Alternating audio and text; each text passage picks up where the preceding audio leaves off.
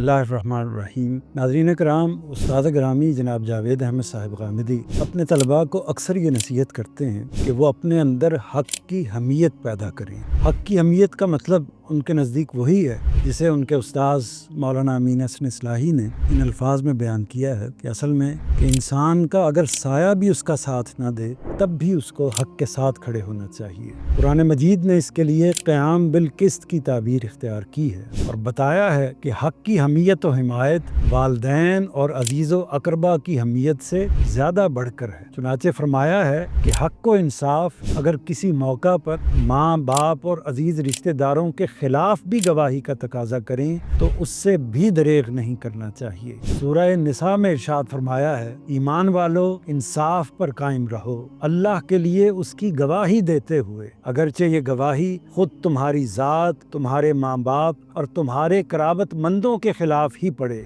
यहाँ रिश्तों नातों के मुकाबले में हक़ की हमीयत को वाज़े किया है और सूरह माइदा में कौमी हमीयत पर हक़ की हमीयत को तरजीह दी। इरशाद फरमाया है, ईमान वालों इस अहदो मीसाक का तकाजा है कि अल्लाह के लिए खड़े हो जाओ इंसाफ की गवाही देते हुए। किसी कौम की दुश्मनी भी तुम्हें इस पर ना उभारे कि इंसाफ से फिर जाओ। इंसाफ करो, ये तकवा से ज़्यादा करीब है और अल्लाह से डरते रहो इसलिए कि अल्लाह तुम्हारे हर अमल से बाखबर है। इस क़याम बिल क़िस्त के साथ इसकी शहादत की शर्त को भी लाज़िम करार दिया है, यानी सिर्फ यही नहीं करना कि खुद हक़ को इंसाफ पर कायम रहना है बल्कि इससे आगे बढ़कर उसकी शहादत देनी है, उसकी गवाही देनी है। ये गवाही आपको अपने घर में देनी है, अपने अज़्ज़ा व अक़ारिब में देनी है, अपने हल्का अहबाब में देनी है और अगर ज़रूरत पेश आ जाए तो कौमी और आलमी सतह पर भी देनी है। मकसूद ये है कि अगर आपको आपके जज्बात, आपके मफादात या आपकी ख्वाहिशें हक़ की राह से हटाना चाहें तो आप हक़ पर जम कर खड़े हो जाएं। हक़ को तस्लीम करने का मौका हो तो उसके सामने सरे तस्लीम खम कर दें। उसे बयान करने की ज़रूरत हो तो उसे बेकमो कास्त बयान करें और अगर वो गवाही का मुतालबा करे तो जान की बाजी लगाकर भी उसका मुतालबा पूरा करें। हक़ इसी गैरत का, इसी हमीयत का, इसी हिमायत का तकाजा करता है।